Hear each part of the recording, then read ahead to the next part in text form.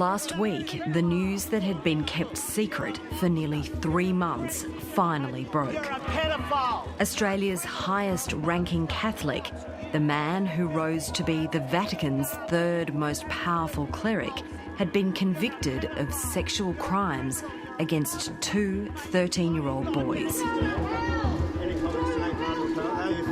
A jury of 12 had found George Pell guilty of 5 shocking offences, which all took place inside St Patrick's Cathedral when Pell was Archbishop of Melbourne. A suppression order banning publication of those convictions was lifted last week after the Crown decided to drop a second trial against the Cardinal on separate charges. He was a man that was so high up in the hierarchy that he believed he was untouchable. But we believe that justice wouldn't be served, that we're just wasting our time and effort. Wait, please! Just move out. Just create space, people. The credibility of the institutional church is at an all-time low. And this is what is so devastating about this conviction. It just makes it worse. Watching his progression and his climbing within the Catholic Church, his name was regularly within the press, and every time Pell's name was there, a very clear recollection of what he'd been up to. And what did you think? I think, you know, just a dirty, rotten, sneaky, conniving bastard. I've been following this case for 3 years, since I first met a group of men who broke decades of silence to reveal allegations of how their innocence was stolen by Cardinal George Pell when they were young boys. Tonight on Four Corners, the inside story of how a prince of the church was brought to justice.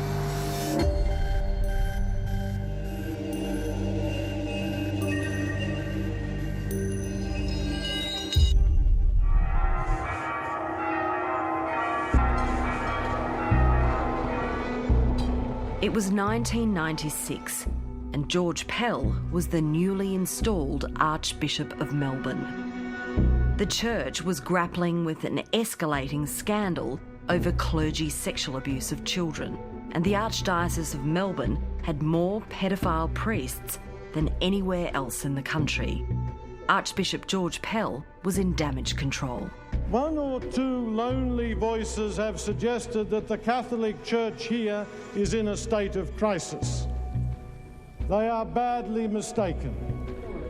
Archbishop Pell. Thanks, Alyssa. In October 1996, Pell launched the Melbourne Response, the church's new strategy for dealing with sexual abuse victims. But I do want to stress that this is a genuine attempt to lessen the sufferings of the victims and to lessen the sufferings of their families. I'm hopeful that with further improvements and refinements over time, these initiatives will go a long way towards addressing this sad and deeply regrettable issue. This was the public face of George Pell. But only a few months after that press conference, we now know that the Archbishop was doing exactly what his scheme was set up to address: sexually abusing children. This was the case put by the Crown. As Your Honour pleases, members of the jury, it's alleged in this case that on a Sunday morning in the latter part of 1996, Archbishop George Pell, as he was then known, was saying 11 a.m. Mass at St Patrick's Cathedral here in East Melbourne. As was customary during Sunday Mass, the St Patrick's Cathedral Church Choir was singing, accompanied by an organist. There were 61 boys in the choir. About half of them were sopranos. So the sopranos were like the younger children, and then there was the altos, which is when your voice starts to break, then you turn into a tenor and a bass. The higher you're up you get, you look after the little boys. You look after them, and you sort of, the only little kids, you got to show them a bit of, discipline. No, don't do that, do this. But at the end of the day, you're still a child yourself. but you should always, help them out, look after them. The choir boys were all on scholarships to attend the nearby St Kevin's College in wealthy Toorak. Andrew LaGreca was one of the older boys in the choir. It was a big deal. It was a big deal. And for a northern boy to sort of go all the way to Toorak, it was prestige, and it was quite an achievement that your parents were proud of you, you were proud of, and to say that I went to school at St Kevin's, which is a prestige school, lots of opportunities. He says George Pell was often there when the boys practiced. It was just George Pell, the Archbishop, the priest that lives at the church. He came to visit us. We didn't know if he lived there, lived somewhere else, but we just assumed because it's the Archbishop, he lives at the church and used to be around, listening to the choir, coming past to say hello, say thank you. We thought of it as a mark of respect that he used to take notice of us. On the day of the incident, the choir had just finished singing and filed out of St Patrick's in procession. You're singing, the mass is finished, everyone's still standing around just watching you sing, and then everyone claps as soon as the carol's finished, and it's like playing a game of football and you score the winning goal, everyone's just clapping and cheering you on. It was a sense of achievement, a sense of gratitude. Two of the boys left the rest of the group. Both boys took the opportunity to have some fun, to be naughty, mischievous kids. They slipped away from the procession once the procession was outside the cathedral and away from the public gaze. Once inside the cathedral, this is after Mass, they then entered an unlocked door and walked down a corridor that led down to the sacristy. It's a big church, there's lots of space. Anyone can get lost. There's 60 kids and there was never, if someone was missing, you wouldn't be able to tell because everyone would just hurry up, get changed, let's go home. The two boys were swigging from the altar wine when George Pell caught them in the act. Pell asked the boys, "What are you doing here?" and told them that they were in trouble. Pell approached the two boys. He then proceeded to manoeuvre his robes so as to pull out his penis. He pulled the first boy aside and had him crouch in front of him. Pell was standing. At this time, the boy asked to be let go, as they hadn't done anything wrong. Pell had his hand on the back of the boy's head and his other hand at his own genital area. The other boy saw the first boy's head being lowered towards the genital area of Pell. When he'd finished with the first boy, George Pell moved on to the second. It's alleged that Pell was standing and he pushed the other boy down to a position where he was crouching or kneeling. The boy was then pushed onto Pell's erect penis so that the penis was in his mouth. This act of fellatio or oral sex lasted for a short period, which the boy estimates to be a couple of minutes. You'll hear that Pell then stopped and told the boy to remove his pants. The boy stood upright and pulled down or dropped his pants and his underwear in accordance with the instruction. Pell then lowered his position so as to be almost crouched on his knees. Pell then started touching the boy's genitalia. While touching the boy's genitalia, Pell was touching his own genitalia. After a couple of minutes, Pell finished and stood up.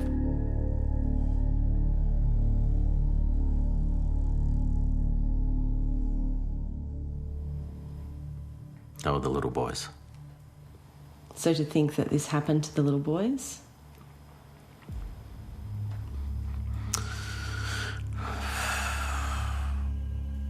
For it to happen to the little boys is just... They preach about God, they preach about love, love thy neighbour, and that's... They took away lives, took away innocence. That's not love. It questions your belief in a church. It's like all your life you're brought up that church is God and love, but if the church is this, there's no love. What's your view about George Pell? What sort of person is he? What type of person is... It's only a monster that can describe someone like that.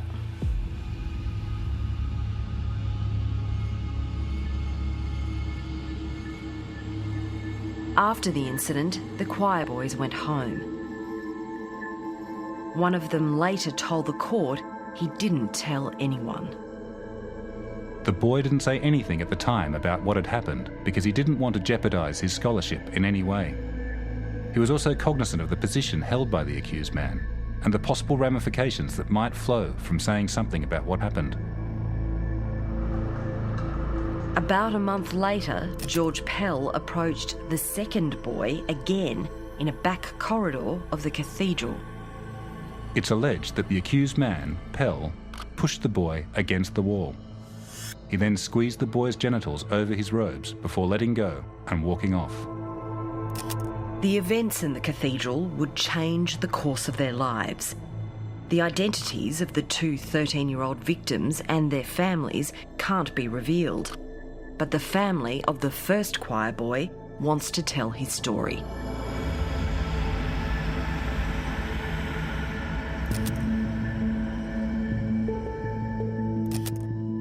He went from being this lovely boy who used to come to the football with me, who used to go and help his grandparents and helped around the house, to this boy who kept on wanting to go out all the time. His whole being just, he was a different boy. Just totally different. Just didn't care about anything, didn't care about anyone, just didn't want to breathe. Like, you'd see him on the train and it was like, here you go, that's it.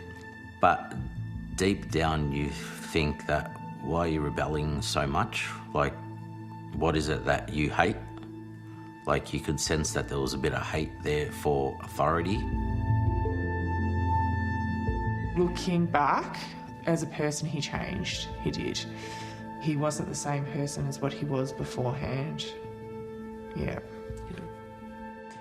And it changed so much that his life really... It spiralled.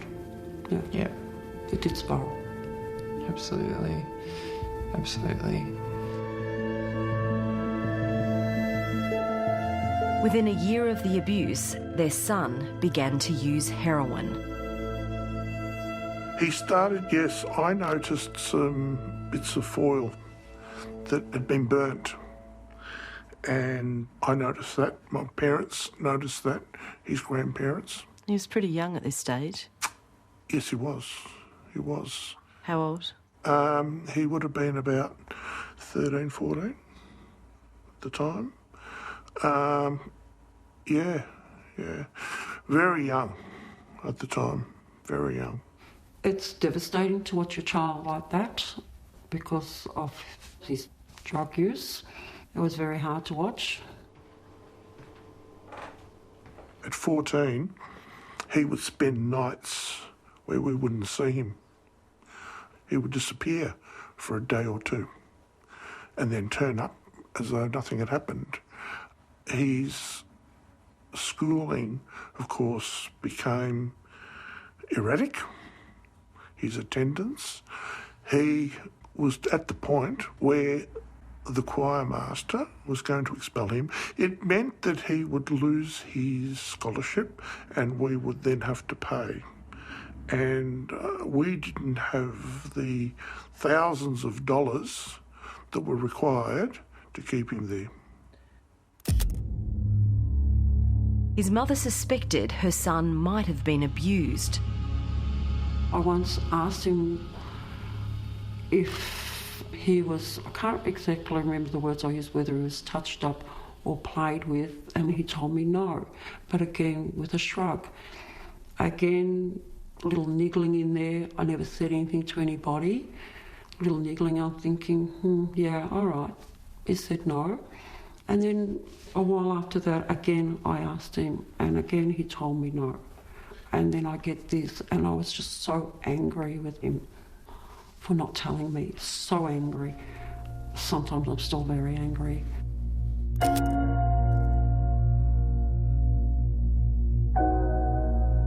Their son died of a heroin overdose in 2014. He took his secret about George Pell to his grave. I don't tell a lot of people how he passed away. I tell part of the truth, but not all of it, because I don't want sympathy. I don't want the pity. It's very hard to explain to people that my brother struggled for half his life with a drug abuse problem. And it's very hard, you know, I have never told anybody. It's devastating because it helps to explain a lot of incidents in his life. And it's devastating. It is. It's hard when you think a child can't come out and say this has happened, because most times they're not believed. I would like to think I would have believed my son. Yeah. I would have believed my son. It must be a really hard thing as a dad to contemplate. It's the worst. It's the worst. I used to think when he died, I used to think, what a waste of a life. You know, 31 years old and you're dead. What a waste of a life.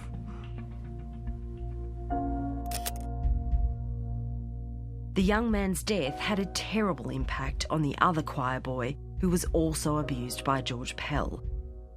After the funeral, the other boy finally told his own mother that he had been abused. She rang Bernard Barrett at the victims group Broken Rights. I answered the phone and she explained that her son, who was a former choir boy, he was very upset because he'd had a troubled life since his teens, and he was telling her for the first time at the age of 30 about having been abused by a priest. Later, Bernard Barrett spoke to the second choir boy. He told me that when he was a choir boy at the Melbourne Cathedral, one day he was sexually abused by a prominent person in one of the rooms of the cathedral. Who was that prominent person? Well, he gave the name Archbishop Pell. And that's how this investigation into Cardinal George Pell began. When you get a figure like that, he's the highest ranked Catholic in Australia, he's a high position in the Vatican. We obviously had to treat things very seriously in relation to how we conducted the investigation to make sure that all the boxes were ticked as far as not letting information out. We had to be very secretive in relation to making sure that this wasn't put out into the public arena. Doug Smith oversaw the investigation when it started.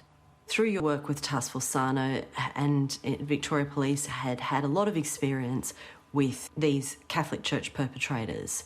How did you find the Catholic Church in dealing with them in these cases? They were very difficult to deal with. They would say that they wanted to cooperate with the police in relation to all these allegations, and they were openly saying that they would cooperate, but I think you could almost say that the way that they class their cooperation would be similar to a protester laying on the ground in the middle of the street, not resisting the police, but the police would have to pick that person up and drag them off the street. And I think that that's the level of cooperation that the Catholic Church gave us. The police investigation into Pell widened.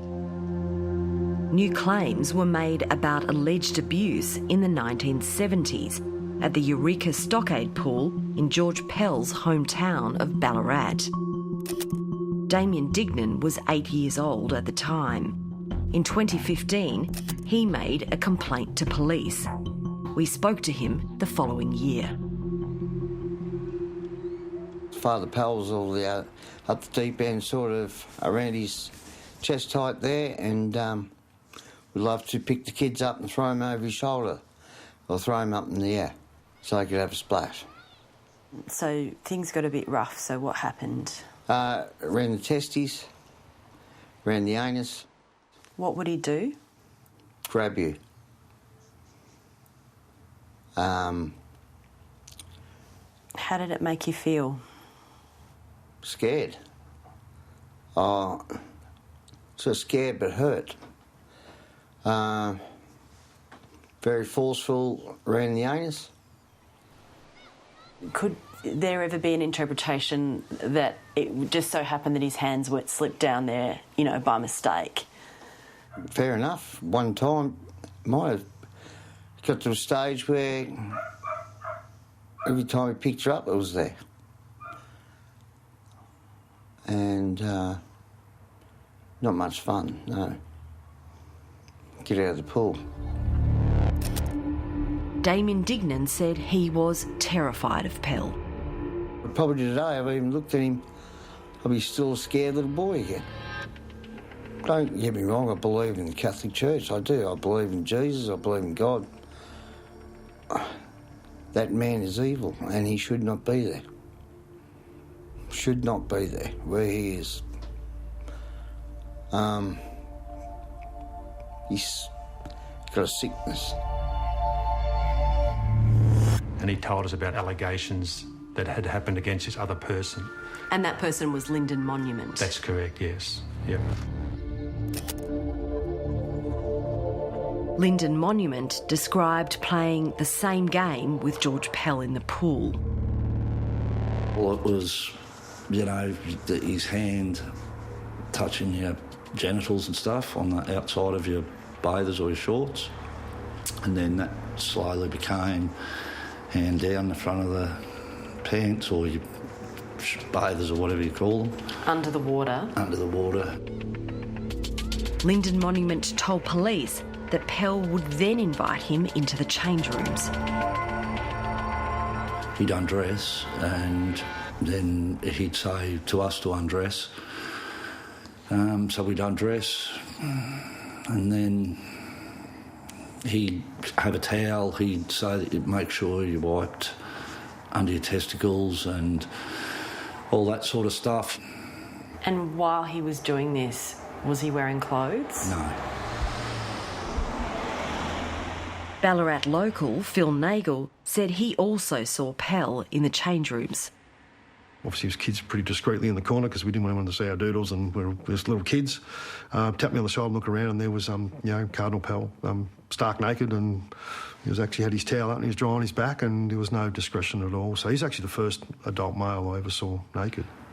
I didn't like it, but because it was a church and just he was George Pell, you just weren't going to ever say anything, you know what I mean?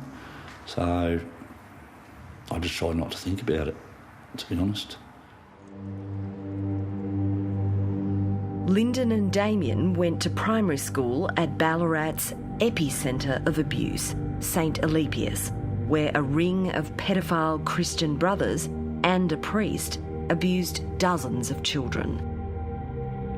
George Pell lived in the St Alepius Presbytery at the same time as the notorious child abuser, Father Gerald Ridsdale. Both Lyndon and Damien told police they were also abused by teachers at the school. Lyndon's brother was one of many St Alepius pupils who later suicided. That's what I took to drugs, just to blank it all out. And then still to this day, like, I know it sounds horrible and I'd never hurt myself because I love my family and my kids, but I don't really like living.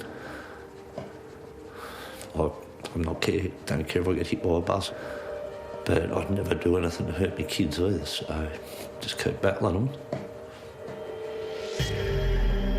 You've got no confidence, you can't talk, and you'll never talk.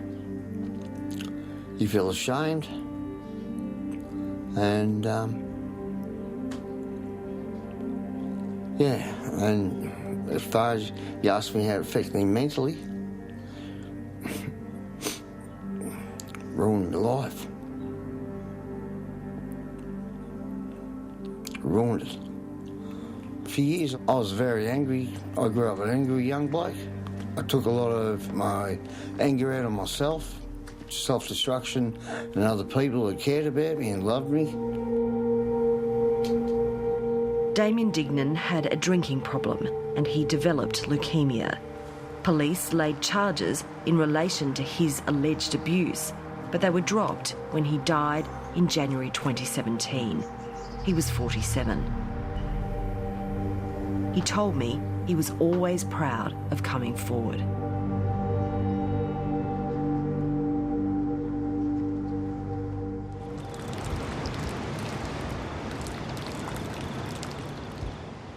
Six months after the Ballarat men went to police, another man came forward.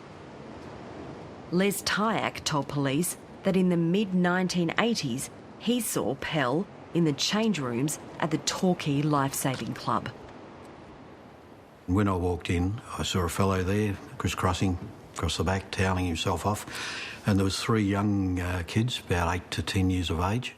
They were about two metres across from him, also getting changed. I went into the shower, and I would have been in the showers for probably 5 to 10 minutes. When I came out, this fellow was facing the boys with the towel over his right shoulder, and I thought that to be a very odd situation. Here I was in the shower. He had not got dressed. He was facing the boys, and I thought then immediately, there's something not right here. I said to the boys, if you're finished, off you go. We'll see you again some other time. And I said to this fellow, George, I know what you're up to. Get dressed, piss off, and don't come back to this club again. If I see you back here, I'll call the police. And George was George Pell. George was George Pell. So what you're saying is that you thought that George Pell was exposing himself to those boys? Absolutely, absolutely. I have no doubt whatsoever. Les Tyack was inspired to speak up when the Royal Commission into Institutional Responses to Child Abuse began sitting. Pell's name kept on coming up. I felt that that was the time that maybe I should put my statement into the police as to what had happened, because if they were forming some dossier on Pell, it might be some sort of backup and just another example of what this man was up to. I had no beef. I was not a victim. I had nothing against the Catholic Church, but this was a situation that did disturb me greatly.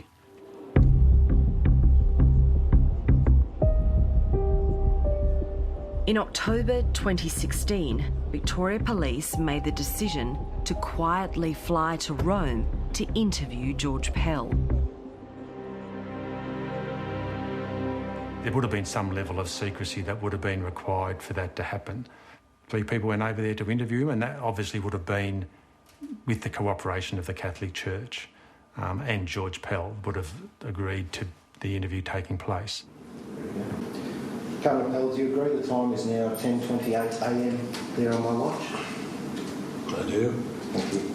Can you please state your name and address?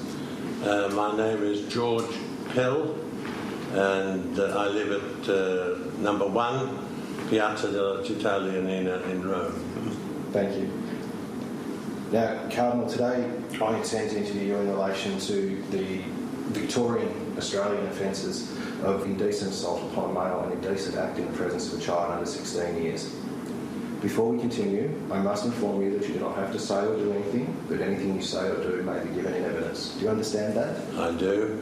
The Cardinal started his interview with a statement. I volunteered to take part in this interview because, as I understand, allegations made against me going back decades are made in vague and imprecisely defined circumstances and time frames, so that it's practically impossible to demonstrate a negative unless I'm given sufficient details to enable me to search the past and show them to be wrong. I have to rely on the law and my conscience, which say that I'm innocent, and I have to rely on the integrity of investigators, not setting out to make a case, but actually searching for the truth. We'll go into some specifics. I hope you do. On this occasion, what's been alleged is that after Mass, on a particular Sunday in that time frame, were heading down the corridor and out towards the back, towards their robing room that the choir utilised, when they started poking around in various rooms they came across on their way through. As I said, they were poking around, which is the term that was utilised. Well, that's an unfortunate term, but where were they poking? What do you do when you're poking around?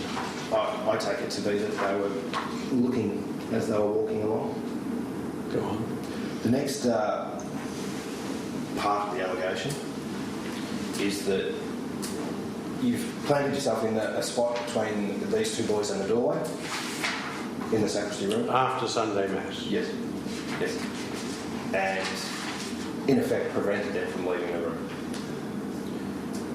Now, the boys knew they were in a fair bit of trouble, and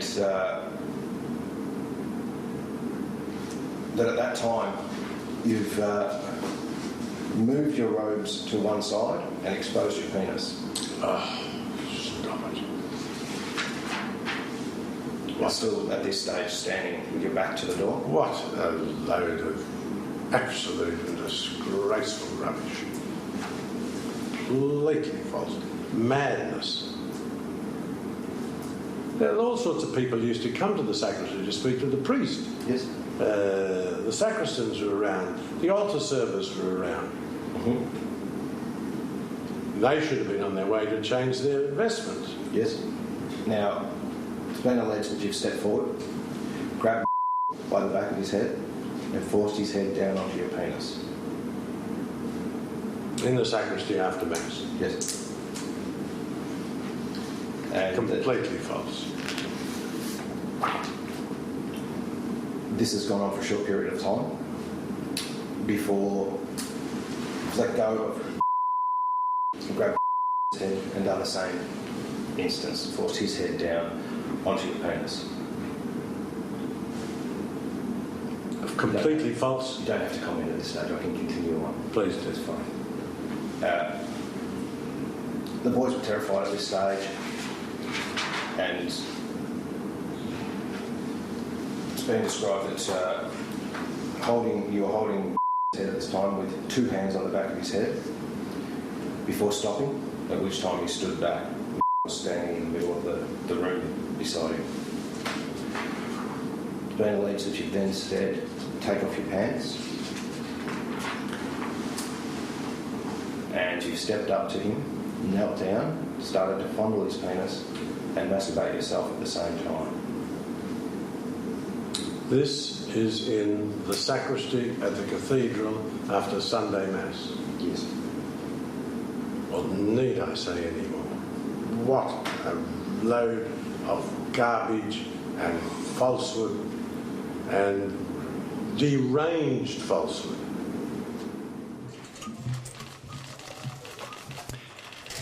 Good morning. On June 29, 2017, Victoria Police made a historic announcement. Today, Victoria Police have charged Cardinal George Pell with historical sexual assault offences. Cardinal Pell has been charged on summons and he's required to appear at the Melbourne Magistrates Court on the 18th of July this year for a filing hearing. The charges were today served on Cardinal Pell's legal representatives in Melbourne and they've been lodged also at the Melbourne Magistrates Court.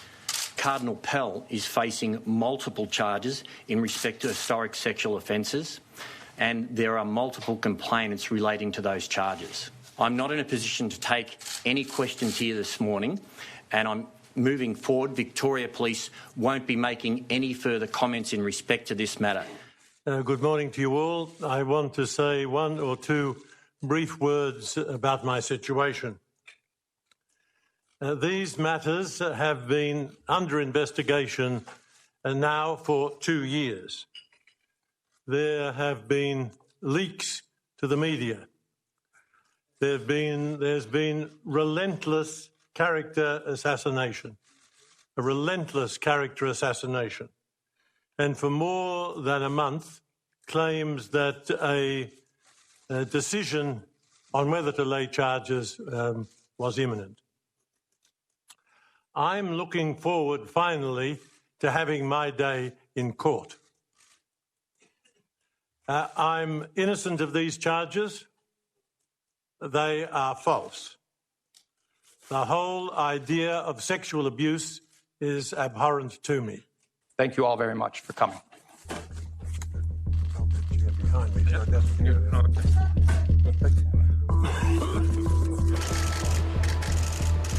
George Pell flew back to Australia. So began a gruelling 20-month court drama. The case depended on the testimony of the sole surviving choir boy who'd been abused by Pell in the cathedral. Andrew LaGreca also gave evidence in the Pell court proceedings. I was vigorously questioned and I was a witness, so I could imagine how much how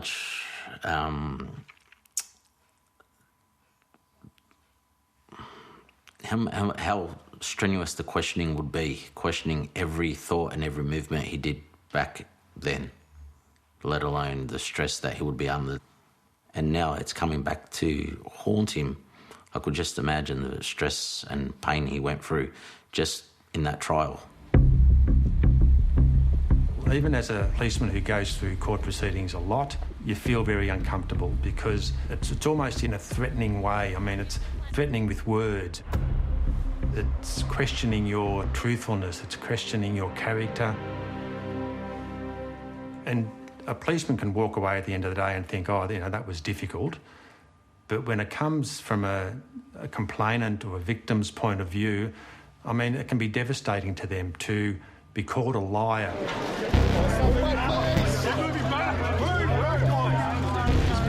In May 2017, Pell was committed to trial by a magistrate.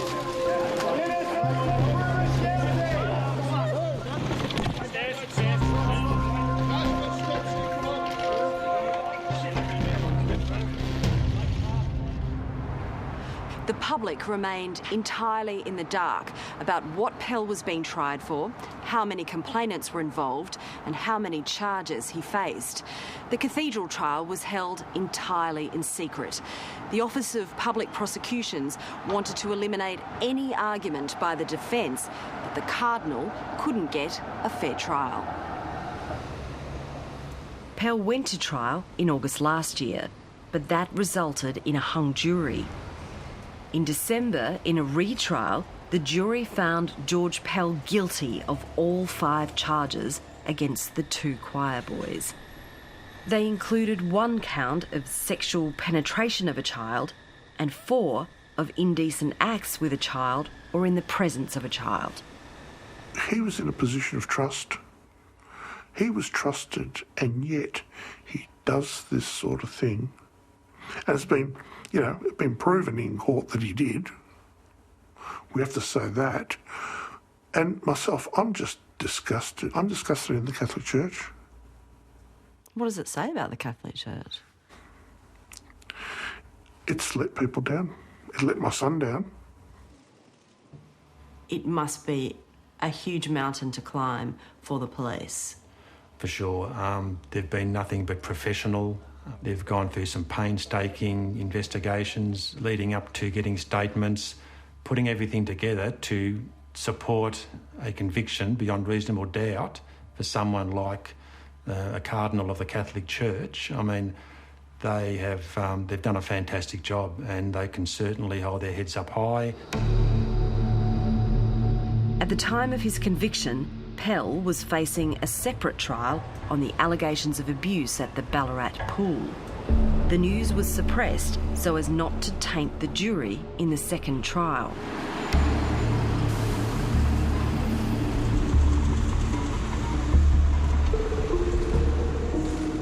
Last week, the Ballarat pool trial was abandoned because some key evidence was ruled inadmissible. Way back, thank you. As a result of that decision, Finally, the veil of secrecy was lifted.